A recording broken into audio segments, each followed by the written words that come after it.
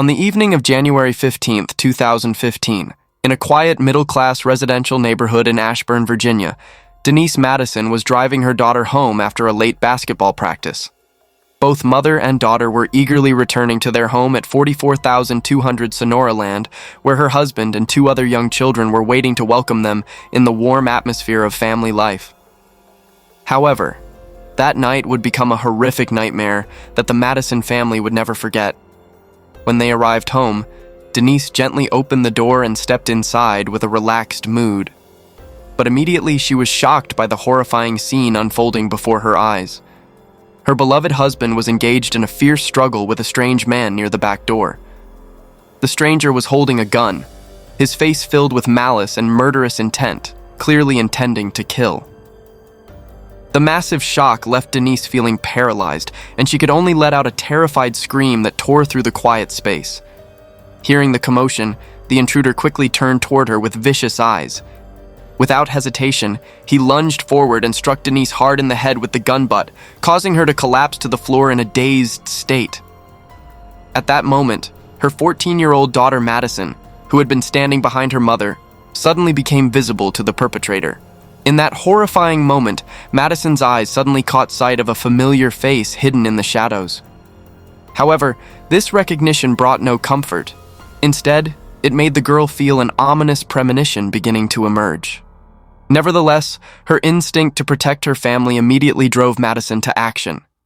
Despite the danger lurking from the violent man, the brave girl rushed into the house, hurriedly pulling along two younger siblings who were crying and screaming in panic to find shelter. All three children frantically ran upstairs, rushed into the bathroom, and quickly locked the door behind them. In the dark and cramped space of the bathroom, Madison tried to control her own fear to calm the two trembling younger children, then dialed 911. Although her voice was shaking with fear, Madison still tried to speak as clearly as possible, carefully describing the exact address of the house as well as the dangerous situation unfolding. Thanks to her extraordinary composure, Madison successfully guided the emergency operators to pinpoint the exact location of the house. Meanwhile, downstairs, Denise, though dazed from the blow, was still conscious enough to recognize the frightening sounds around her. She vaguely heard heavy footsteps moving rapidly and the sound of doors slamming violently. Despite her severe headache, Denise tried to crawl toward the back door with the faint hope of being able to help her husband. Through the door crack, she saw the familiar silhouette of her husband staggering out to the backyard while injured. Right behind him, the vicious attacker was chasing him into the dark night. The unbearable pain prevented Denise from moving any further to assist her husband who was in danger. She could only watch the two figures gradually disappear behind the corner of the house, with her heart full of worry and despair. Suddenly, the sharp sounds of gunshots shattered the silence of the dark night. In desperation, Denise screamed as loud as she could, calling her husband's name with all her remaining strength, then nearly fainted from shock and exhaustion. Just minutes later, the piercing sound of police patrol car sirens echoed throughout the neighborhood, completely breaking the terrifying silence of the night.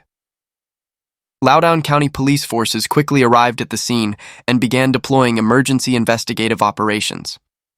When they entered the house, the officers immediately recognized the alarming signs of a violent struggle that had just taken place.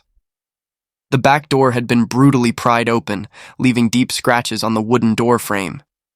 Throughout the house, furniture had been knocked over in chaos, creating a scene of disorder. Particularly, dark red bloodstains had spread across the kitchen floor tiles, creating a haunting scene.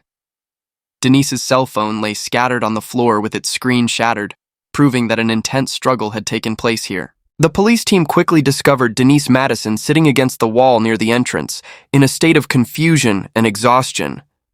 The wound on her temple was still bleeding from the brutal blow earlier, leaving one side of her face covered in blood. Although she was in a seriously dazed condition, Denise's eyes were still alert enough to shakily point toward the backyard, where the gunshots had come from earlier. When the officers moved to the backyard and shone their powerful flashlights, they discovered the husband's body lying motionless on the cold ground, his posture stretched out showing that he had collapsed on the spot. Through preliminary observation, It was clear that he had been shot multiple times in a brutal manner. With the naked eye, investigators counted at least 4 gunshot wounds scattered across the victim's body. Around the area where he lay, forensic experts discovered and collected scattered metal bullet casings on the grass. Emergency medical teams were immediately called to assist in caring for the injured woman and to examine the condition of the male victim. However, after performing basic emergency measures, medical personnel discovered that the husband no longer showed any signs of life. In a far corner of the yard, under dim lighting, they witnessed an elderly woman kneeling, using her full body weight to pin down a man lying face down on the ground. The woman's aged but still strong hands were gripping a weapon tightly, as if preventing the man from having any chance to escape. Recognizing the potentially dangerous situation, investigators quickly directed their flashlight beams toward the 2 people and strictly ordered the woman to lower her weapon immediately. In response to the police tension, the elderly woman slowly looked up, her eyes showing remarkable calm in such chaotic circumstances. Without showing panic or resistance, she calmly handed over the weapon to police and revealed that she was the biological mother of the man she was restraining. Furthermore, she proactively requested that law enforcement quickly handcuff her son. Following the mother's instructions, police immediately approached and proceeded to restrain the young man, who at that point only had the strength for weak struggling, perhaps due to exhaustion after the struggle with the victim or injuries sustained during the commission of the crime. At the crime scene, the investigative team seized important evidence, including the handgun believed to be the primary murder weapon, along with a sharp knife that had fallen nearby. The entire chain of events unfolded at such a dizzying pace that even neighbors who had witnessed part of the events still couldn't understand exactly what had happened in this peaceful house. The biggest question in everyone's mind was, why did this man appear here in the middle of the night? And especially, why would his own biological mother personally restrain and hand over her son to police? This was clearly not an ordinary case, but one that concealed deep secrets about complex family relationships. The initial impression of crime scene investigators was that this case was extremely serious and violent in nature. The perpetrator had brazenly invaded a private home in the middle of the night, attacked a male victim multiple times, and then showed signs of returning to the scene. The abnormal behavior demonstrated rare madness and determination. Through detailed crime scene analysis, investigators made important assessments that helped direct the investigation.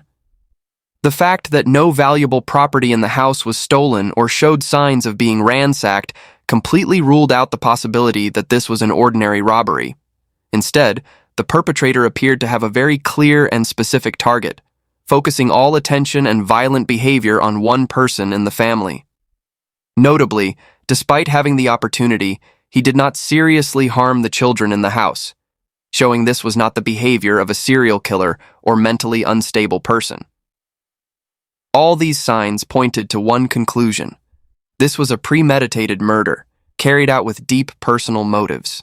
To clarify the complete picture of possible scenarios, as well as the true motive behind this brutal act, the first and most important step the investigative team took was to accurately verify the victim's identity. Through careful examination of identification documents found in the victim's wallet, along with cross-referencing information from various government agency databases, the investigative team was able to determine the exact identity of the unfortunate man. The victim was Cory Mattison, 37 years old, a man originally from North Carolina, where he was born and raised before moving to Virginia. Once a talented baseball player, he attended and played for North Carolina State University for 4 years from 1998 to 2001, serving as a key player for the team. After graduation, Cory continued pursuing his athletic dreams by trying out for minor league baseball. Although he never became a major sports star, Cory was still beloved by friends and teammates. Moving past his athletic peak, Cory left the field to focus on a new career and building his own family. He moved to Virginia to live and work, and a few years later had 2 children of his own, establishing himself as a responsible family man who deeply loved his children. In early 2014, Cory met Denise, a divorced woman with 3 young children. The two quickly found empathy and love in each other. They married around August 2014. Cory officially became Denise's new husband and stepfather to her 3 children. Friends described Cory as a sincere, warm man who was ready to love and care for children who weren't his biological offspring as if they were his own. In the eyes of eldest daughter Madison, Cory gradually became a true father whom she respected and loved. The family of 7 lived peacefully like this. Denise was even pregnant with their first child together. A baby girl they eagerly awaited would be born in fall 2015. This happiness made Cory's death all the more tragic, and also served as motivation for the investigative team to quickly find the truth. Loudoun County Police quickly deployed a large-scale investigation, mobilizing many specialized units to participate. Initial assessments from the crime scene showed the incident had the characteristics of domestic violence, with Cory Mattison being the sole target of attack. While others were threatened, no one suffered life-threatening injuries. The forensics team conducted photography, measurements, and sample collection at key locations. The seized gun was the most important piece of evidence. Upon examination, it was a 9mm semi-automatic handgun. Several rounds still remained unfired in the magazine. Police collected all bullet casings from the backyard and inside the house, totaling 4 casings, matching the 4 shots reported to have killed Cory. The crime scene around Cory's body also revealed much. There were heavy trampling marks on the ground next to the body, and Cory's face showed multiple bruises and abrasions in addition to the gunshot wounds, further supporting the hypothesis of the perpetrator torturing the victim after shooting. Gathering all the brutal and savage details they had witnessed at the crime scene, investigators reached an important conclusion.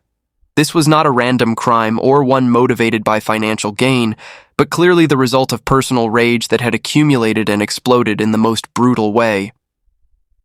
The fact that Cory had only recently married Denise led criminal psychology experts on the investigative team to believe that this deep-seated animosity most likely stemmed from complex conflicts in romantic and family relationships where suppressed emotions could become the driving force for extreme actions. Therefore, collecting detailed statements from those directly involved became the top priority of the investigation. When investigators interviewed Denise Madison while she was still dazed from the shock, the most important question was, who could be the perpetrator of this horrific crime? Although she was in an unstable psychological state and had not completely recovered from her panic, Denise tried her best to reveal a shocking truth. The perpetrator was Quang Minh Nguyen, her ex-husband. This confirmation was like lightning that completely changed the direction of the investigation, creating a decisive turning point for the entire case. With this important information in hand, the police team immediately shifted their investigation focus, concentrating all efforts on examining and interrogating the man being restrained at the scene. The gun, temporarily considered the primary weapon in the case, was immediately sent to the forensics laboratory for in-depth testing.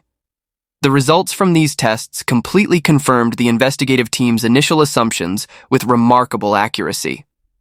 When the forensic results were announced, all doubts were completely eliminated.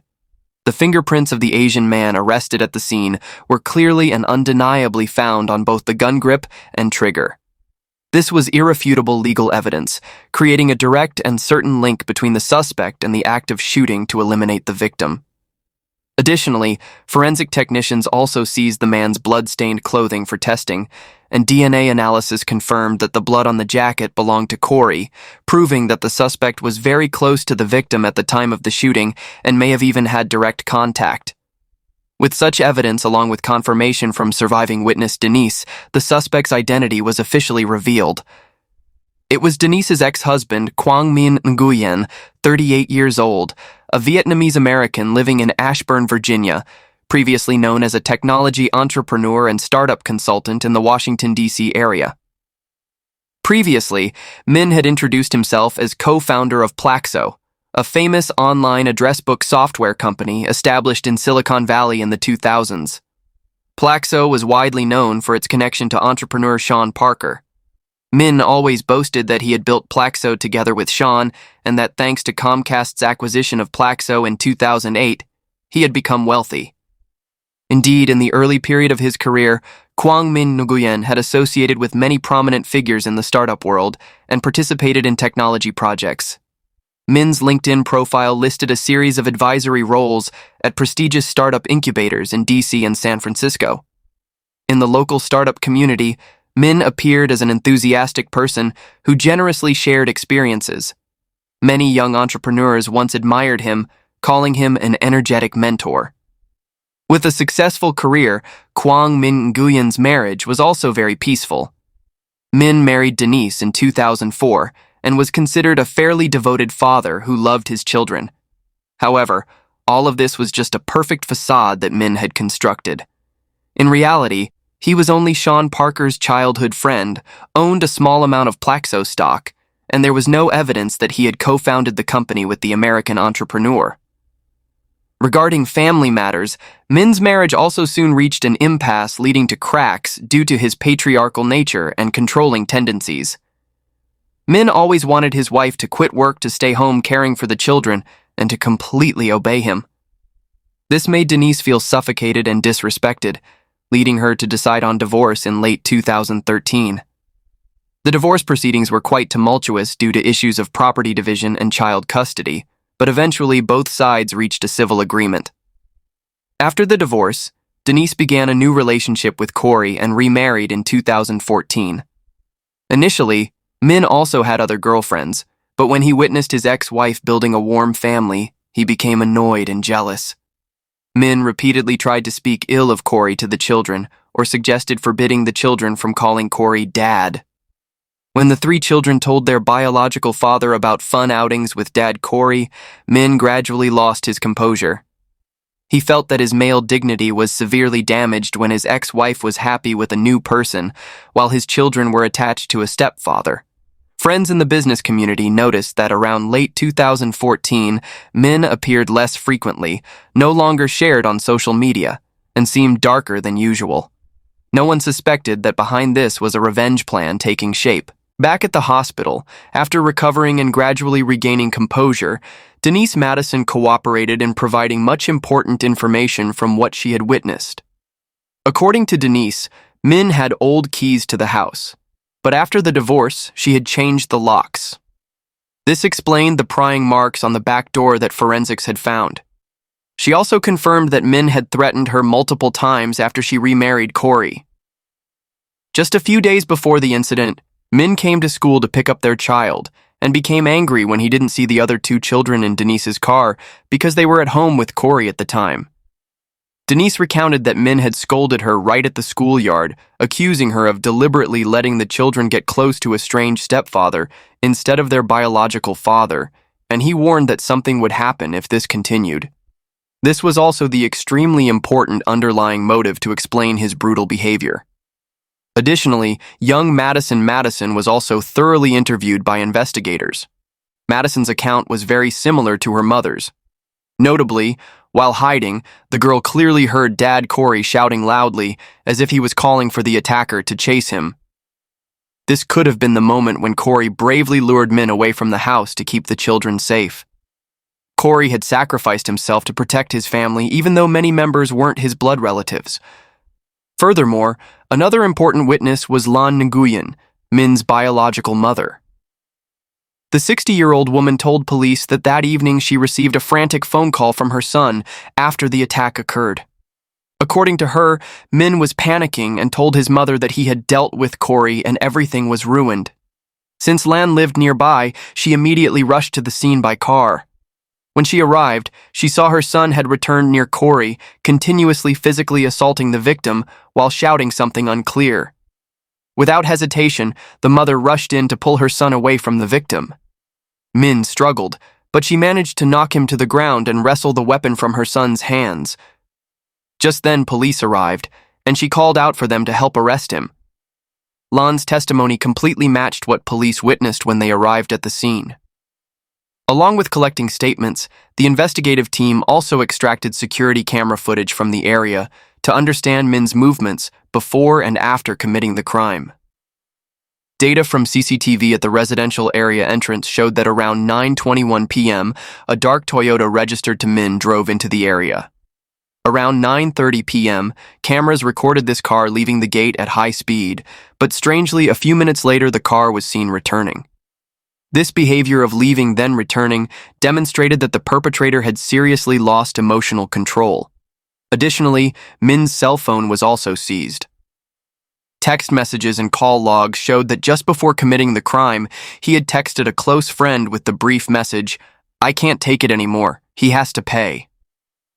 This friend told police that Min was referring to Cory, whom Min believed had stolen his wife and children. This was almost a prophecy of this horrific criminal act.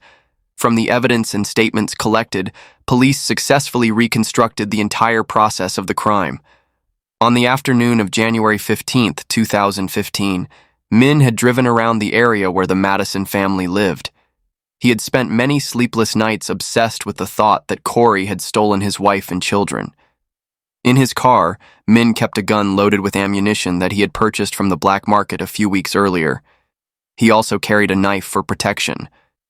The turning point that made Min decide to act that very night was because that afternoon he had called his children, but they excitedly told him about Dad Cory planning to take the whole family to see baseball over the weekend.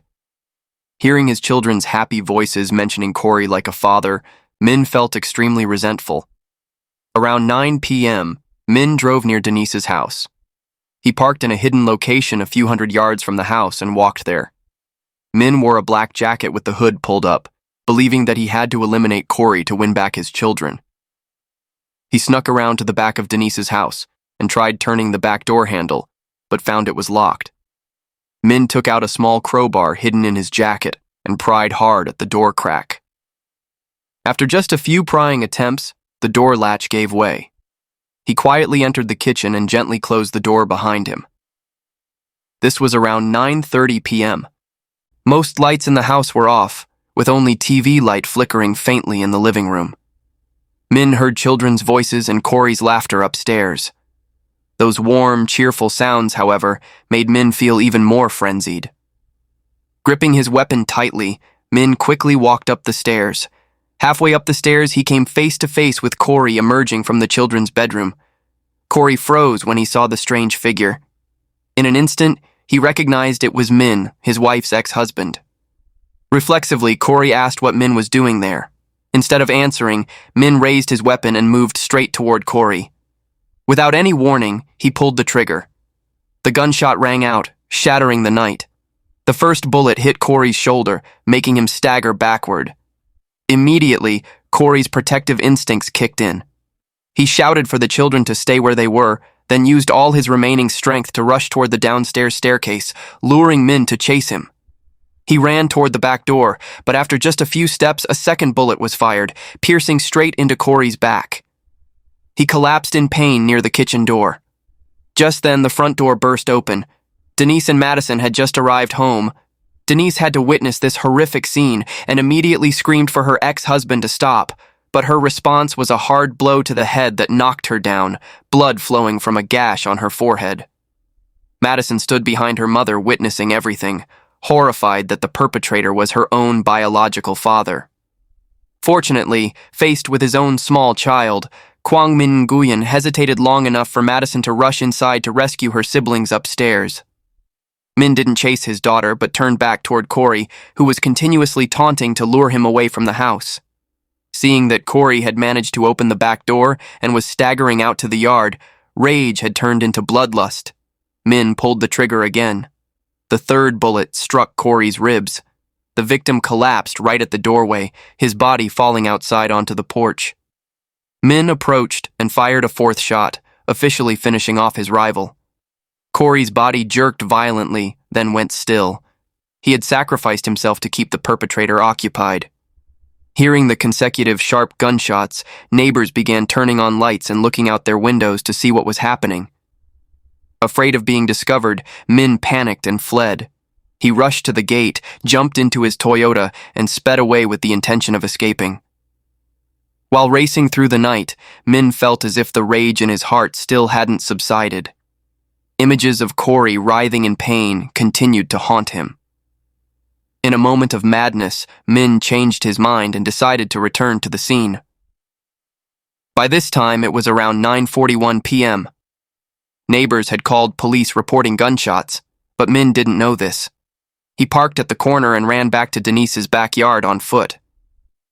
Cory was still lying there, barely breathing in a pool of blood. Min approached and saw the victim was still breathing weakly. Instead of feeling pity or fear, he roared and began kicking Cory repeatedly in the stomach and chest. During this barrage of blows, Cory drew his last breath.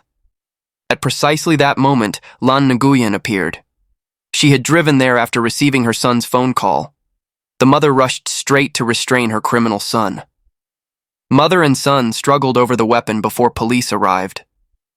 Quang Minh Nguyen was subdued, cold handcuffs clasped around his wrists, ending the madness that had lasted about 20 horrifying minutes. With sufficient evidence in hand, police transferred the case file to prosecutors to proceed with charging Quang Minh Nguyen with a series of serious crimes including first-degree murder for Cory Mattison's death, use of a weapon while committing a crime, armed breaking and entering, conspiracy to assault others regarding the attack on Denise, property damage, and causing serious bodily harm. On January 16, 2015, Min was detained without bail at Loudoun County Jail awaiting trial. In July 2015, a grand jury heard the evidence and decided to formally prosecute Quang Minh Nguyen on the aforementioned charges. Denise Madison testified in court, reaffirming her ex-husband's anger and threats before the incident. With this prosecution decision, the case was brought before Loudoun County Court to prepare for trial in 2016. Initially, Quang Minh Nguyen appeared somewhat cooperative. He understood that denial would be difficult, so he decided to accept responsibility to some degree in hopes of receiving leniency. In September 2015, he suddenly changed his plea and pleaded guilty, helping him avoid having to reveal details of his actions in court. However, the trial wasn't to determine guilt or innocence, but mainly focused on sentencing and arguing the level of punishment.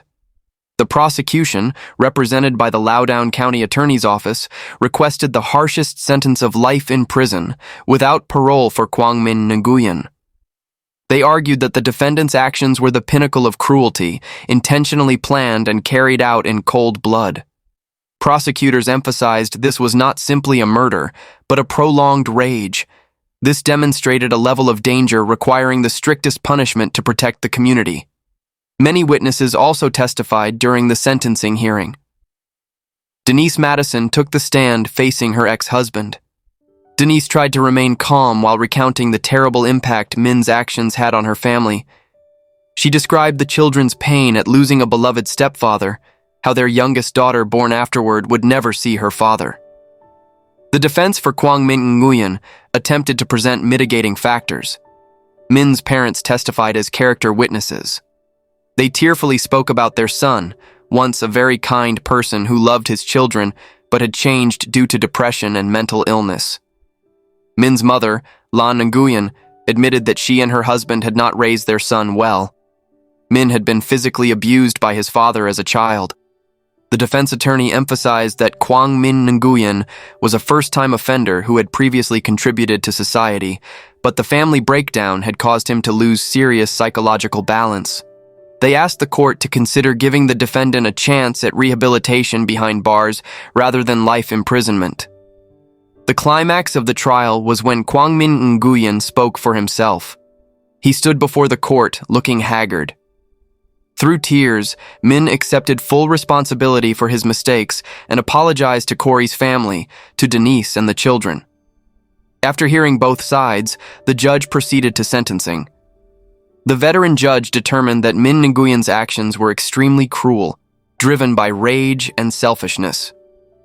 Ultimately, the court sentenced Quang Minh Nguyen to life in prison without the possibility of parole. After the trial, he was transferred to a Virginia state prison to serve his life sentence. He will spend the rest of his life behind bars for the unforgivable crime he committed. And that concludes today's case. Don't forget to like, share, and subscribe so you don't miss other gripping cases on our channel. Thank you for watching and see you in upcoming videos.